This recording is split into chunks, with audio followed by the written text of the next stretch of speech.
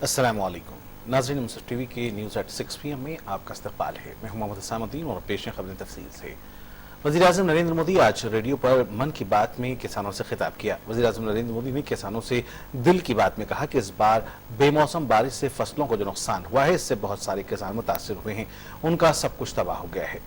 PM ने कहा कि हम इस मुसीबत की घड़ी में आपके साथ हैं, मरकजी और रियासती हुकूमतें आपकी मदद करेंगी, ये मैं यकीन दिलाता हूँ। पीएम ने कहा, मैं हुकूमत को जगाऊंगा, दौड़ाऊंगा। पीएम ने किसानों से मिली तजावीज़ पर कहा कि इतने सवालों तजावीज़ का अंदाजा न था। आपके सवालों से आपके दर्द का एहसास हुआ। आपके सवालों में आबपाशी की फिक्र वसी नजर आती है। तहवील अराजी बिल को लेकर पीएम मोदी ने कहा कि इसके बारे में उलझन फैलाए जा रहे हैं। पीएम मोदी ने कहा कि जमीन तहवील बिल पर एहतजाज किसानों को गरीब रखने की साजिश है। हमने एक अथॉरिटी बनाई है जो जिले के किसानों के मसाइल को हल करेगी और वहां अगर इत्मीनान नहीं होता तो कोर्ट जा सकते हैं।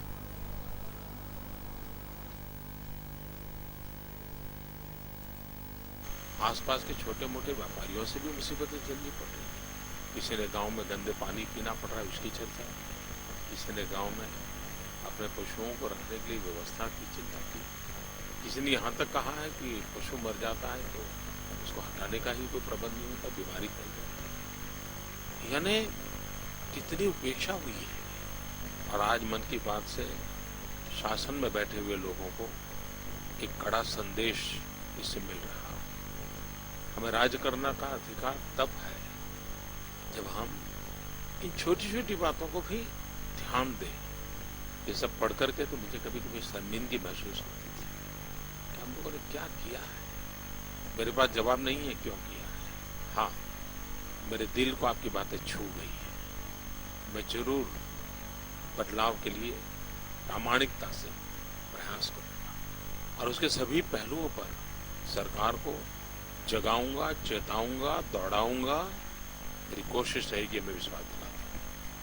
मैं ये भी जानता हूँ कि पिछले वर्ष बारिश कम हुई तो परेशानी तो थी ही थी। इस बार बेमौसमी बरसात हो गई, ओले गिरे।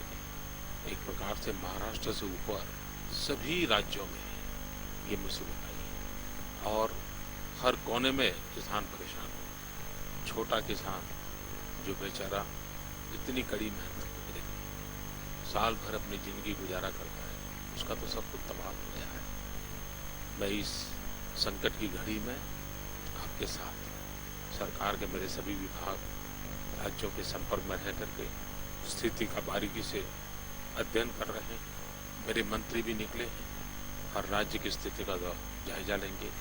राज्य सरकारों को भी मैंने कहा है कि केंद्र और राज्य मिलकर के इन मुसीबत में फंसे हुए सभी किसान भाइयों बहनों को जितनी ज़्यादा मदद कर सकते हैं करें। मैं आपको विश्वास दिलाता हूँ कि सरकार पूरी संवेदना के साथ आपकी इस संकट की घड़ी में आपको पूरी तत्परता से मदद करेगी। जितना हो सकता है उसको पूरा करने का प्रयास किया जाएगा। गांव के लोगों ने, किसानों ने कई मुद्दे उठाए। सिंचाई की चिंता व्यापक नजर आती है। गांव में सड़क नहीं है, उसका भी आक्रोश है। खाद की कीमतें बढ़ रही हैं, उस पर भी किसान की नाराजगी है। बिजली नहीं मिल रही है, किसानों को ये भी चिंता है कि बच्चों को पढ़ाना है, अच्छी नौकरी मिले, ये भी उनकी इच्छा है, उसकी भी शिकायतें हैं। माताओं बहनों भी गांव में कहीं नशाखोरी हो रही है, उस पर अपना आक्रोश जताया है। कुछ ने तो अपने पति को तंबाकू खाने की आदत है, उस पर भी अपना रोष मुझे व्यक्त करके भेजा है। आपके दर्द को मैं समझ सकता हूँ। रियासत महाराष्ट्र के शहर नवी मुंबई की न्यू पानवेल में वाक़ कैथोलिक चर्च पर कल देर रात नामालूम अफराद ने हमला किया। पुलिस ने बताया कि कल देर रात 1:30 बजे मोटरसाइकिल पर सवार अफराद ने इलाके में एक पुल के करीब वाक़ सेंट जॉर्ज कैथोलिक चर्च पर पत्थर फेंके। इस वाक़े में सेंट जॉर्ज की मूर्ति के बाहर लगे शीशे को नुकसान पहुंचा। मोटरसाइकिल चला रहा शख्स और पीछे बैठे 2 लोगों के चेहरे ढके हुए थे। सीसीटीवी कैमरे पर यह सारी कार्रवाई रिकॉर्ड हो गई है और पुलिस फुटेज तलाश कर रही है। इस गिरजाघर की तामीर सन 2007 में हुई थी, जिसमें 800 से ज्यादा अफराद प्रेयर कर सकते हैं। इसी दरमियान इलाके में और इसके अतराफ अकनाफ सिक्योरिटी सख्त कर दी गई है।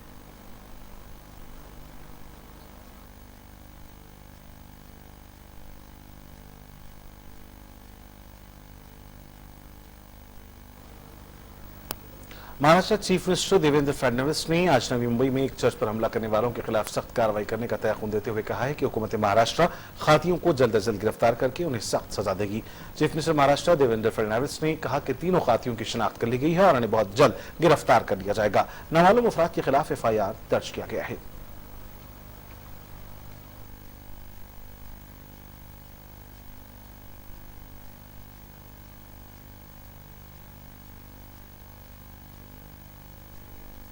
बीजेपी कौमी सदर अमित शाह ने आज वजीर आजम नरेंद्र मोदी के हल्का वाराणसी में एक रैली से खिताब किया। अमित शाह ने खिताब करते हुए कहा कि बीजेपी को जनरल इंतखाबात में भारी अक्सरियत उत्तर प्रदेश के बाईस मिली है। जो सरकार बनी है वो केवल और केवल यूपी की सरकार, यूपी की जनता की कृपा के कारण बनी है। यूपी, उत्तर प्रदेश अगर 73 सीट ना देता तो पूर्ण बहुमत की सरकार बनने का सवाल है। इसलिए हम सभी भारतीय जनता पार्टी के कार्यकर्ता उत्तर प्रदेश की जनता के ऋणी तो है ही, और हमारा प्रमुख दायित्व है कि उत्तर प्रदेश की जनता ने जो प्यार भारतीय जनता पार्टी को दिया है, हमारा भी दायित्व है कि उत्तर प्रदेश को देश का सबसे अच्छा प्रदेश बनाने का काम भारतीय जनता पार्टी। पूर्ण बहुमत की जो सरकार बनी है वो केवल और केवल यूपी की सरकार, यूपी की जनता की कृपा के कारण बनी है। यूपी, उत्तर प्रदेश अगर 73 सीट ना देता तो पूर्ण बहुमत।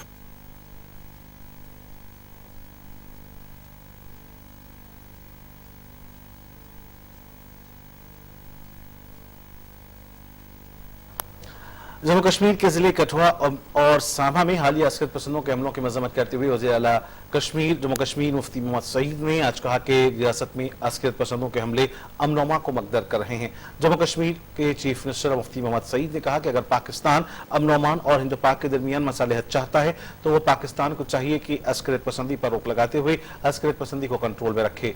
मुफ्ती मोहम्मद सईद ने कहा कि वादी कश्मीर में करीब मुकम्मल तौर पर अमन-ओ-मान लौट आएगा। मुफ्ती सईद ने मजीद कहा कि अस्करत पसंदी के खात्मे के लिए हमें कवी उम्मीदवार पर काबू पाने के लिए मजबूत इरादे चाहिए।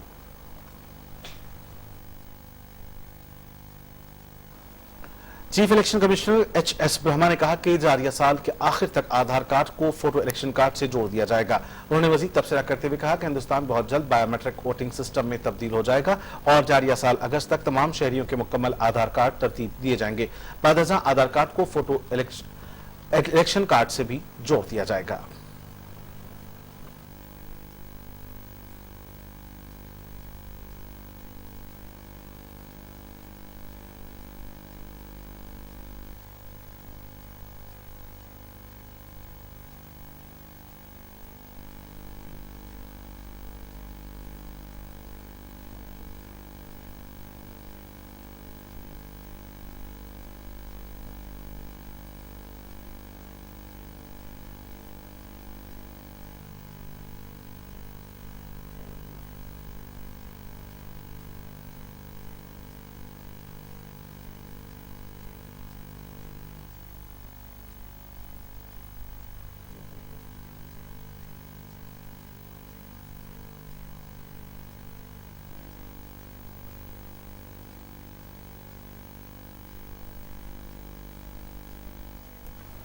बीजेपी लीडर सुब्रमण्यम स्वामी ने एक बार फिर मुतनाज़ा बयान दिया है। मुजफ्फरनगर में एक जाती प्रोग्राम में हिस्सा लेने पहुंचे स्वामी ने फोरम से खिताब करते हुए कहा कि मुसलमानों के आबाओ अजदाद हिंदू थे और मुसलमानों का DNA हम हिंदुओं का ही है। साथ ही राम मंदिर की तामीर के हवाले से किए गए सवाल पर स्वामी ने वजाहत की कि साल 2016 तक राम मंदिर की तामीर शुरू कर दी जाएगी। सुब्रमण्यम स्वामी ने फोरम से खिताब करते हुए कहा कि जब मंदिर का केस सुप्रीम कोर्ट में चला तो हुकूमत ने सुप्रीम कोर्ट में एक हलफनामा दाखिल किया था कि अगर यह साबित हो जाता है कि पहले एक मंदिर था तो इसको तोड़कर मस्जिद तामीर की गई है तो हुकूमत हिंद इस जमीन को हिंदुओं के सुपुर्द कर देगी। वाज़ेह है कि इससे पहले भी स्वामी ने मस्जिद को लेकर मुतनाज़ा बयान दिया था और कहा था कि मस्जिद मजहबी मुकाम नहीं, उन्हें कभी भी गिराया जा सकता है। उनके इस बयान पर भी काफी हंगामा मचा था और आज एक बार फिर स्वामी ने मुसलमानों पर ऐसा एक मुतनाज़ा बयान दिया है।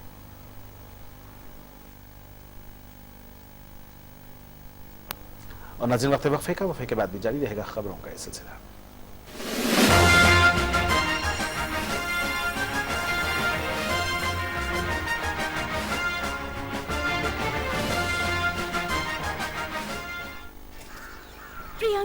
भारती? हाँ। ए शारदा, विमल और हरिया सभी इधर आओ। ये प्रियंका, बहुत नाम है इनका।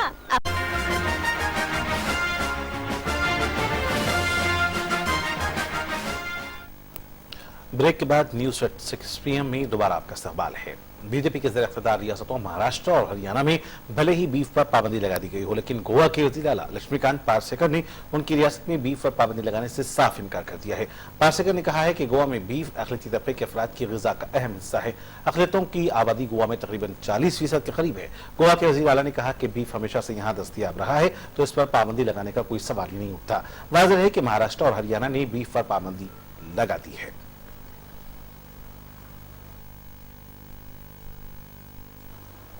मेरठ की हाशिमपुरा में 22 मई 1987 को होने वाले कत्लेआम के तमाम मुलजिम पुलिस एहलकारों को अदालत ने नाकाफी सबूत की वजह से बरी कर दिया है। इस कत्लेआम को 28 साल का तवील वक्फा गुजर चुका है और इस सियाह वाक़े में अक़लियती तबके के 40 अफराद को बेदर्दी से कत्ल कर दिया गया था। ये तमाम लोग मेरठ की हाशिमपुरा महल्ले के रिहायशी थे।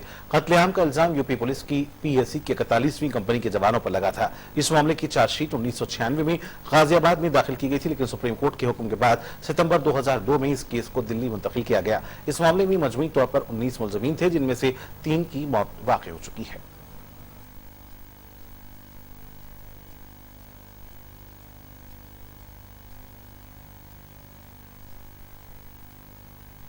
आधार पर एक संदेह का लाभ देते हुए उन सबको बरी किया है।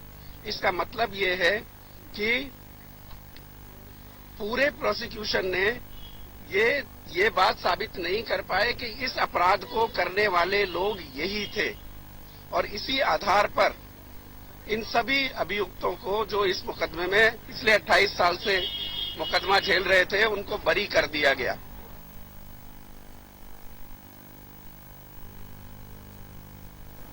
अमेरिका की वज़ारत दिफा का कहना है कि वो अपने तकरीबन 100 फौजियों को दी गई ऑनलाइन धमकी की तहकीकात कर रही है। अमेरिका का कहना है कि धमकी मुबैना तौर पर शिद्दत पसंद तंजीम दौलत इस्लामिया की जानिब से दी गई है। इस शिद्दत पसंद तंजीम से मुंसलिक एक वेबसाइट पर इन अफराद के नाम और पतों की फहरिस्त जारी की गई है और दौलत इस्लामी के हामियों से उन्हें हलाक कर देने को कहा गया है। यह मालूमात जारी करने वाले ग्रुप का कहना है कि उन्होंने इंटरनेट सर्विस और डेटाबेस हैक करके ये मालूमात जमा की हैं, जबकि अमेरिकी हुक्काम के मुताबिक इनमें से ज्यादा डाटा वैसे ही ऑनलाइन दस्तयाब था। पेंटागन की एक एहलकार ने कहा है कि वो इस पैगाम की कानूनी हैसियत की तस्दीक नहीं कर सकती।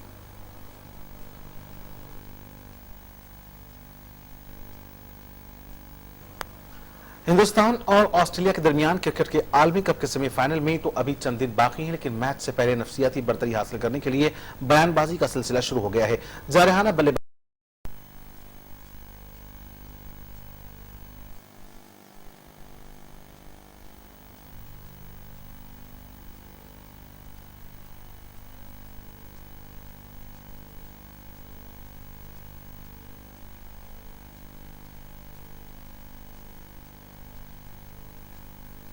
Yeah, it's pretty incredible. Obviously, the boys played outstanding cricket, and to win it as comfortably as he did in the end it gives us great confidence leading to the next game. They're a very good side. They wouldn't be in the semi-finals if they weren't a good side, and I'm sure we'll have to bring our A game when we play them this week.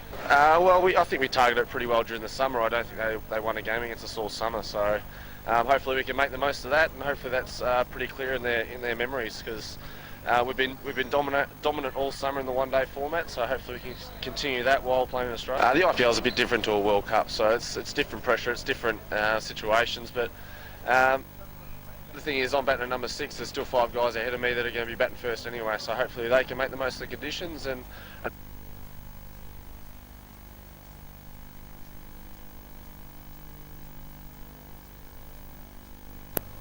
और नाज़रीन, ऐसी खबरें जो कि सुर्खियों में रहीं देश और दुनिया की अहम तरीन और मुख्तलिफ खबरों पर पेश है हमारे नुमाइंदों की ये रिपोर्ट एक नजर में।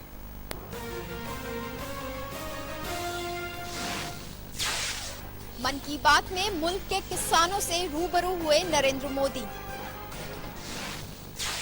आज सुबह 11 बजे रेडियो के जरिए किसानों से की बात।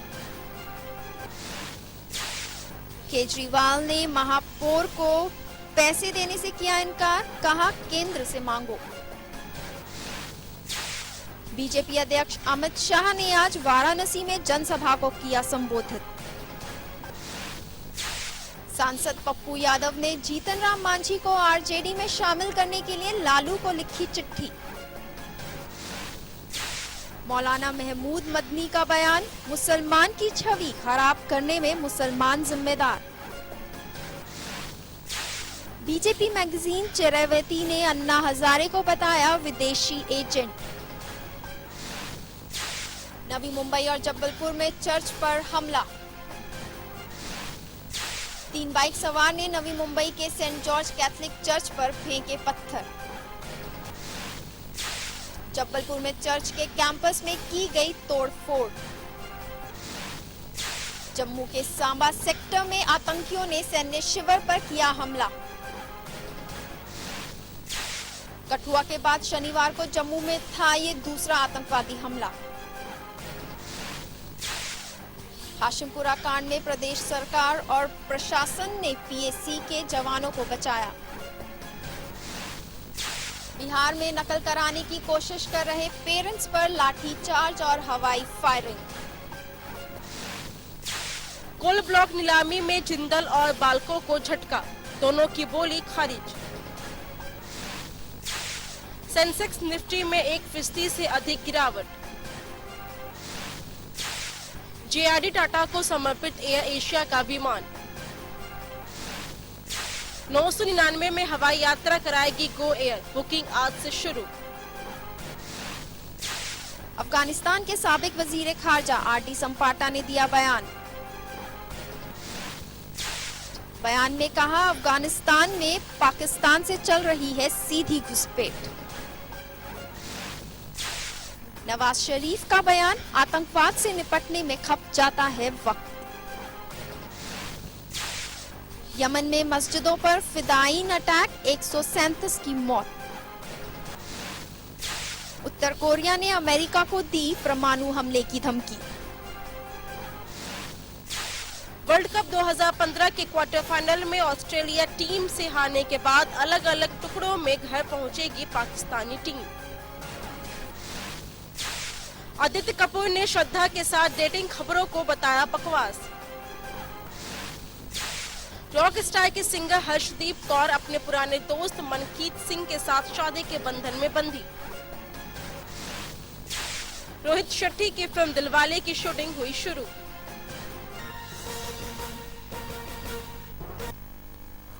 और नाज़रीन, फिलहाल न्यूज़ एट 6 PM में इतना ही। मजीद खबरों के लिए देखते रहिए मुंसिफ टीवी। फिलहाल मुझे दें इजाजत। खुदा हाफिज।